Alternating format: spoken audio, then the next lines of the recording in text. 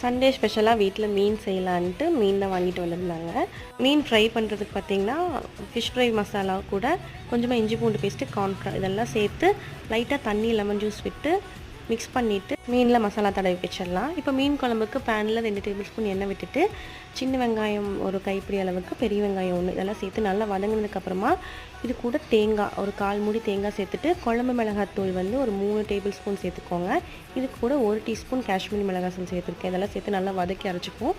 இப்போ தாளிக்கிறதுக்கு இன்னொரு பேனில் நல்லெண்ணெய் சேர்த்துக்கோங்க. சின்ன வெங்காயம் கொஞ்சமாக, ஒரு 5-6 பல் பூண்டு கட் பண்ணி சேர்த்துட்டு, ஒரு பச்சை மிளகா, வெந்தயம், கருவேப்பிலை, தக்காளி இதெல்லாம் சேர்த்து நல்லா வதங்கினதுக்கப்புறமா அரைச்சி வச்சுருக்க மசாலா இது கூட சேர்த்துட்டு, தேவையான அளவு உப்பு, தண்ணி இதெல்லாம் சேர்த்து நல்லா கொதிச்சதுக்கப்புறமா ஒரு லெமன் சைஸ் புளியை கரைச்சி இது கூட சேர்த்து ஒரு 5 நிமிஷத்துக்கு நல்லா கொதிக்க வச்சுக்கலாம்.